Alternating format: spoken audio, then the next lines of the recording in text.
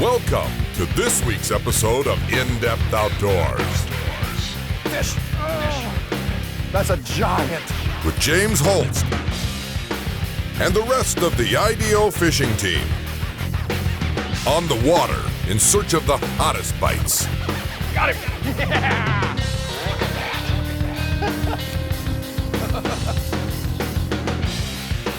This is so much fun. This is In-Depth Outdoors. If you're a walleye fisherman, chances are you've had a midsummer fishing trip cut short or made very difficult by a heavy mayfly hatch. And on today's show, we're going to be fishing with Chris Gronrud on Rainy Lake. And in advance of the filming of this show, Chris calls me and says, I'm in the middle of a 3-week run of mayfly hatches, and brother, I'm still catching fish. You want to come up and film this so we can show people how to deal with this really crazy heavy mayfly hatch? And of course, what a great topic. We've all been there, we've all dealt with the influx of all this food, and that's what makes it so difficult. It's not that the walleye stop feeding, they just have so much food in the water, it gets really hard for anglers like us to get one of those fish to choose our baits over the natural food that's in the water. So stick around, you're going to enjoy this show, and I guarantee you, if you use some of these tips, you're going to catch more fish on your next fishing trip when the mayflies start to hatch.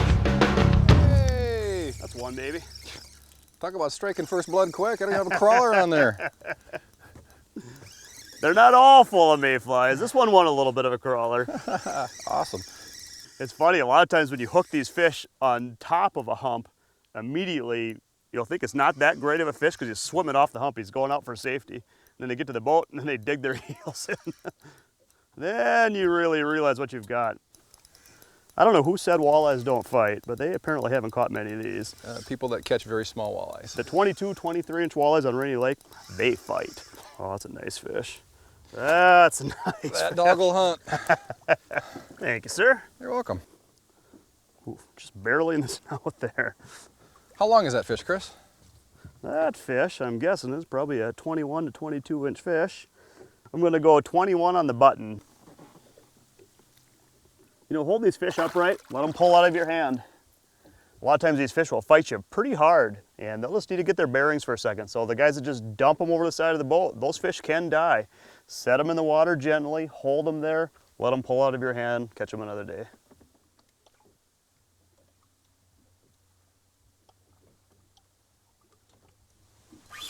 There we go. Good fish. This one feels better. Feels better. Yep. Boy, you were not kidding. You need to be dragging. Yep. Crawling that jig through the rocks. Nice fish. There we go. Nice fish. Nice Rainy Lake walleye. Suck down that jig and crawler. And it's half a crawler on a 3/16 ounce precision head. And the reason we're using half a crawler, it just does a better job of imitating all that food that's down there right now. The fish are just gorging on these mayfly larvae. We're lucky today because we had a cooler night last night. So we're not actually expecting a mayfly hatch today, but here recently, Chris said it's been just about every day for the last 3 weeks. So he's just matching the hatch, so to speak. Obviously you can't fish a mayfly larva, but crawlers, if you cut them real short, it's just a real natural presentation. It's got that right look, the right smell, and if you drag it real slow across these reefs, these fish really can't resist it. And here's why this jig is so important. What you see on the bottom of that jig is a keeper. And one of the things that drives me nuts when I fish crawlers is when my crawler slides to the back of the hook like that. It just doesn't present naturally. And this jig was actually designed to fish plastics. And when you thread a crawler up there and lock him in place using that keeper, they just don't move, they don't go anywhere. Holds the crawler nice and straight, holds it where it needs to be, and it actually keeps the crawler closer to the head of the jig, so when that fish comes and grabs it, he's going to get nothing but hook point. Just a great design, it's a great product that works so well. Like I said, it was designed for plastics. It's fantastic with crawlers.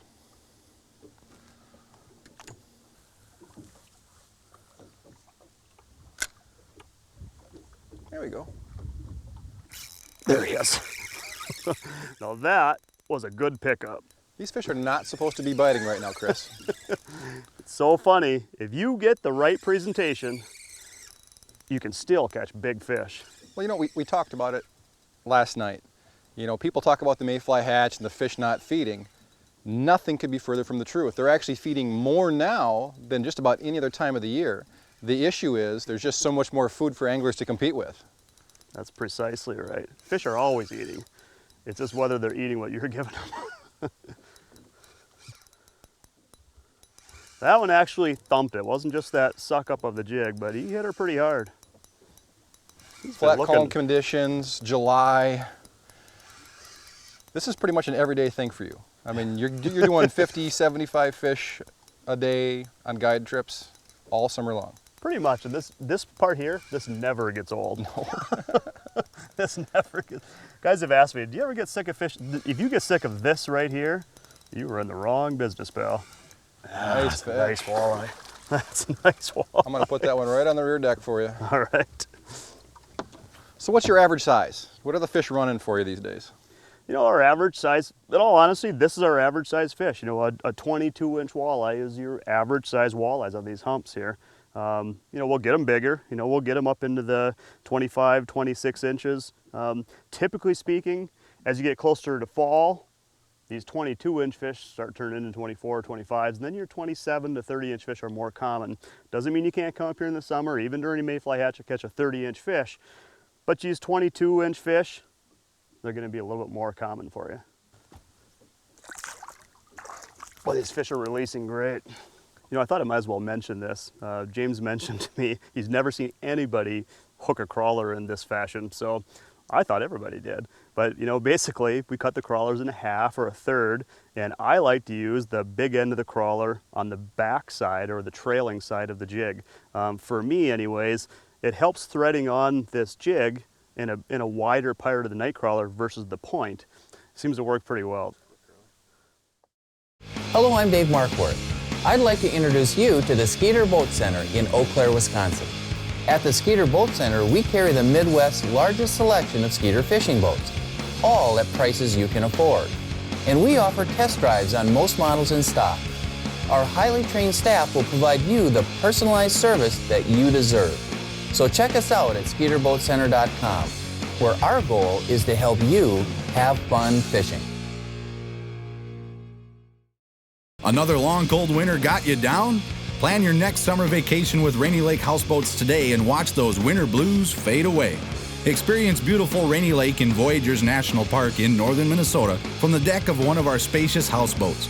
Recharge while touring the lake or fishing for trophy walleye and smallmouth bass. You can get away from it all without giving up the comforts of home. Call us today at 1-800-554-9188 or visit us online at RainyLakeHouseboats.com. The next 20-foot rock pill's got fish, so we're going to fish it with some confidence, and sure enough, there are fish in about 22 feet. So, going to get ourselves just on the upside of it. We're going to hit the spot lock and hopefully catch some more big walleyes.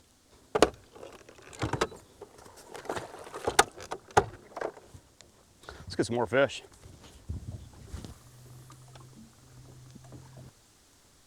You know, we're fishing the 3/16 ounce size. A lot of times, Hey! You think that's the right size? it might be the right size. You know, a lot of times people will call, you know, they get a tackle list of what to bring up. Usually I'll tell them 3/16 ounce jigs.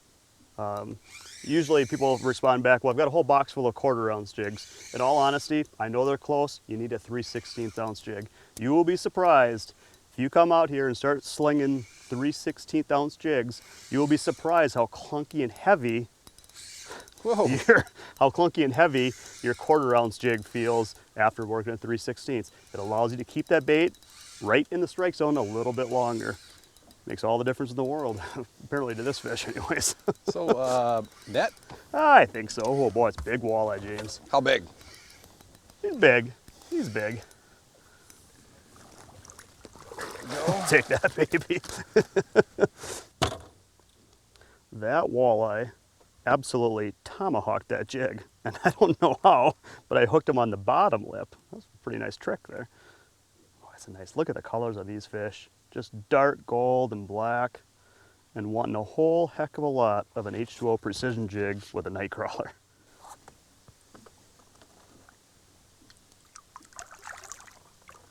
Nice. There you go. Good fish. Whoa. Fishy got biggie. Net action.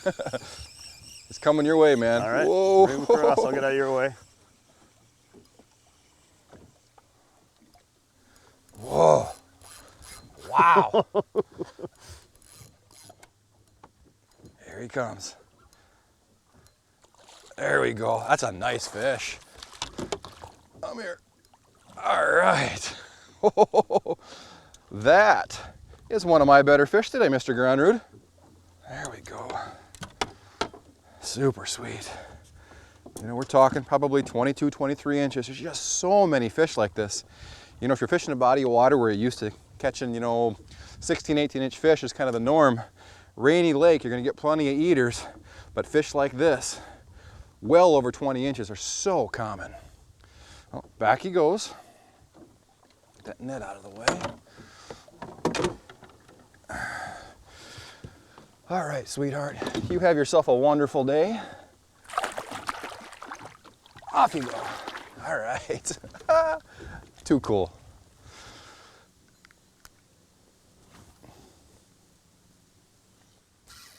I'm fishing out that side of the boat. Oh, I think your side's probably a better side. I think that is the same fish that followed me off that rock pile. You know, the funny thing is, James and I were just talking about, really these fish are up on these rock piles resting. You know, they're feeding on ciscos. You know, ciscos are open basin fish. So when they come up on these rock piles, they're not actively feeding for the most part. Now during this time period, yeah, they're getting some mayflies and stuff up here. But remember, you know, I don't care if it's May, June, July, August, if you're out on some deeper rock piles, you need to have that presentation fairly slow. This is not a snap jigging bite, it's a dragging bite. Pretty nice fish here. I think I'm just gonna grab this one, James. Awesome, because I'm really not hung up on being your net man. Boy, she got her. She got her. When they're taking a jig like that, Nice. when they're taking a jig like that, you know you've got the right presentation down. Look at that. Look at that fish. Pretty fish.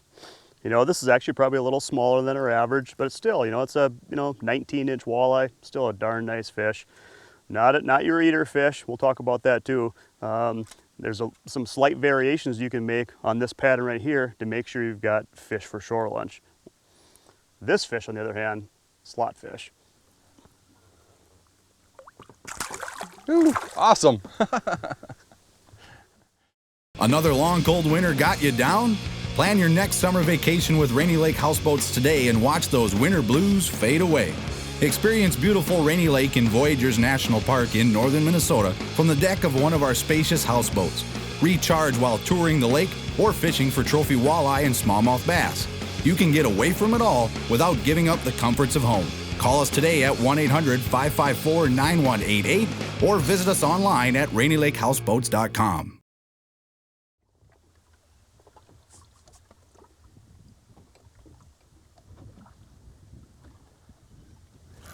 There you go. Heck yeah. That was ridiculously light. You know, Chris and I were talking about this just shortly before I caught this fish. The line recommended by Chris and I for this type of presentation, braid, a fire line, a Power Pro, something with very limited stretch and low diameter.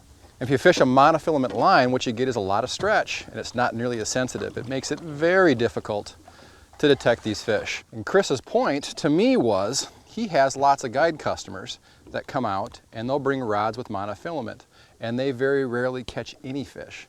So when you're spooling up for one of these mid-summer trips in northern Minnesota, if you're going to use this technique around the Mayfly hatch, braided line. We're using 2-pound diameter, 10-pound test Power Pro today, and it just works phenomenal. I mean, that fish just breathed on the bait and I knew he was there. But that's a nice walleye. I'll let him go. I think that's probably the equal of that nicer one you had just a few minutes ago, Chris. Very nice walleye. Off he goes.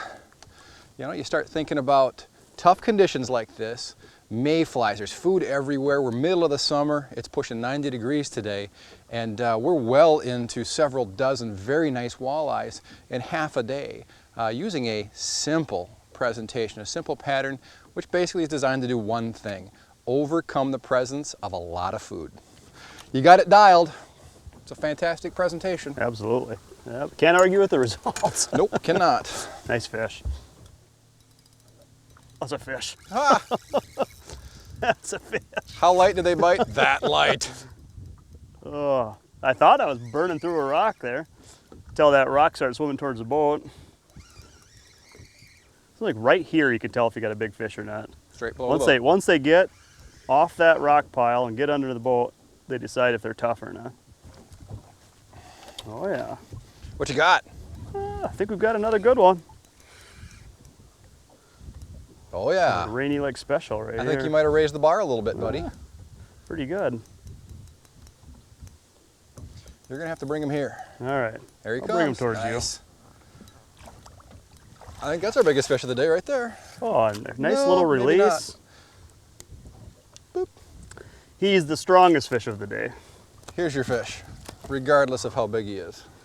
Thanks, sir. Got him? Not very happy. Not very happy. Look, he's in the protection mode. Bring it.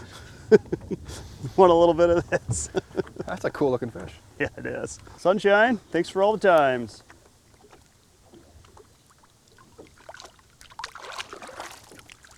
Look at this little piece of crawler I'm using. No. This is almost like a little piece of angleworm. That's good enough. You either catch 8-inch bluegills or 25-inch walleyes. Well, the key is you're actually getting the fish to take the jig. We don't care if they take the bait. We got to get them on the jig. Right. And the big chunk of crawler, they just grab the back end of it, and that's all you get. Which, you know, in a bite like this, where it's a real light bite, gives us an advantage. You hit it, you've got it. Yep. All I'm doing with this crawler is I'm basically popping it once, and then I'm just slowly fading back. And I'm not actually grabbing any reel or trying to make up any line until I get to the point that I think I'm out of position where I can't get a hook set. And I'll reel down, it's gonna drop to the bottom. I'll give it 1 or 2 pops, and usually I'll feel some rocks or whatever it may be. And same thing, kind of let it fade down through the rocks, fade back towards the boat. Anything from there, you've got such a straight line to your jig. When you're not moving, it's much easier to detect that bite or detect hitting into a rock or whatever it may be. If you're constantly jigging it and bringing it back hard, whatever it may be, if it's a light bite, there's a pretty good chance you're not going to be able to detect it. Yes. Good one. He's not bad. He's looking a little angry. I'll take him. He's not a world beater, but he's a nice fish. And he's strong. Oh, that's a great walleye. Here he comes. Nice fish. You make a good net, man. Ooh, awesome. Oh, Perfect. How good is that? You know what? I'll even pick them up I for only you. catch the smart ones. That's 2 in a row that have got themselves off. I'm going to have another night crawler on my jig and back in the water by the time you get that fish out of the boat. Nice fish, James. That one's got one of a more of a golden orange belly. See you later, sweetheart. Good. Awesome. Hello, I'm Dave Marquardt. I'd like to introduce you to the Skeeter Boat Center in Eau Claire, Wisconsin. At the Skeeter Boat Center, we carry the Midwest's largest selection of Skeeter fishing boats, all at prices you can afford. And we offer test drives on most models in stock. Our highly trained staff will provide you the personalized service that you deserve. So check us out at SkeeterBoatCenter.com, where our goal is to help you have fun fishing.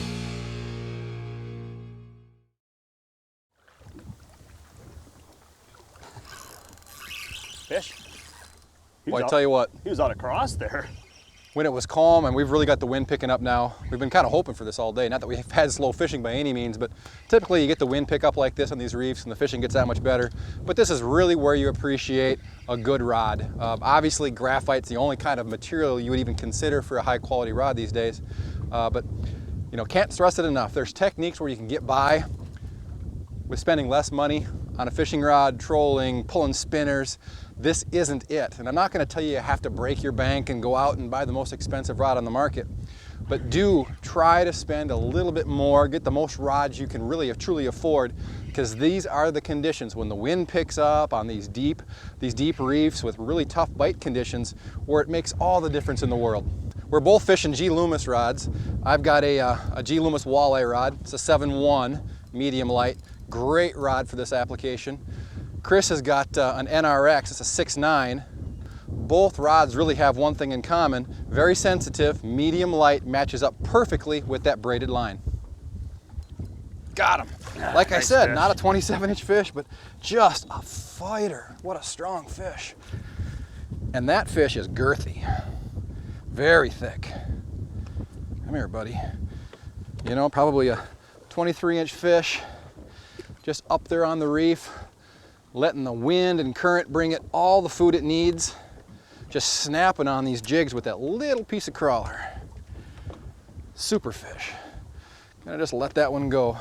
And you start to think about all the low to mid 20-inch fish we've caught today in this tough situation, these tough conditions. Yeah. It's an impressive bite. Absolutely. This is not supposed to happen in July under these conditions. Keep it a little bit of a secret, will you?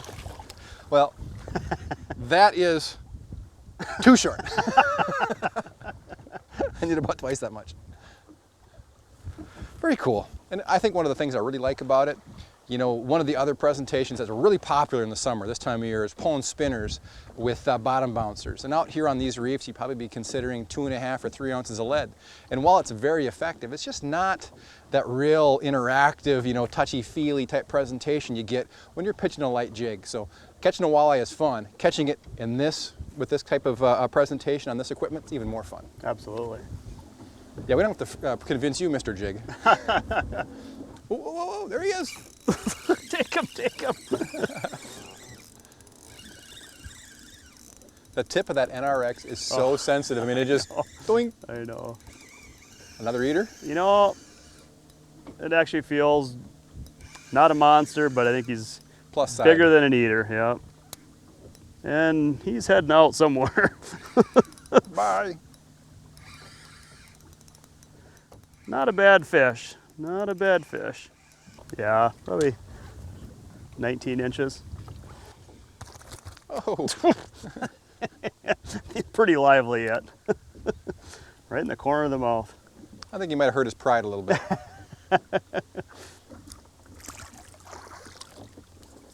Well, I think that chewed up piece of crawler, Still working.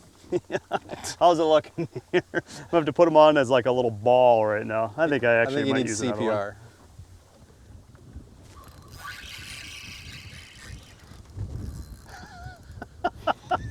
I don't, that was not, no. That was not it, no? That was not the legitimate samurai set. That looks like another pretty good one. Yes, it does. I tell you what, though, I'll get him. You catch fish.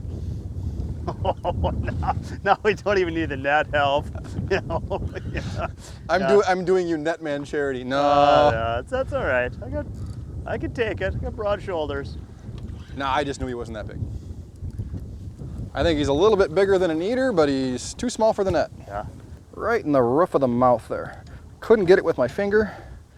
That fish will swim away so well. That's where you want to see that hook go home. But beautiful Rainy Lake fish. Having tons of fun up here with my buddy Chris Gronrud. Always a good time, sir. Always a good time. Well, that's all for Chris and I here today on Rainy Lake. I guarantee you I'm all fished out. I want to thank Chris Gronrud as always. He's one of my favorite people to fish with. Absolutely knows Rainy Lake inside and out. Before we close, if anybody's interested in a summer trip, get up here, catch a ton of walleyes, give this guy a call. As always, we'll run his contact information right here at the end of the show. And from everybody, Chris and I, everybody there at home, thanks for watching. We'll see everybody next week. If you enjoyed today's show, let our sponsors know.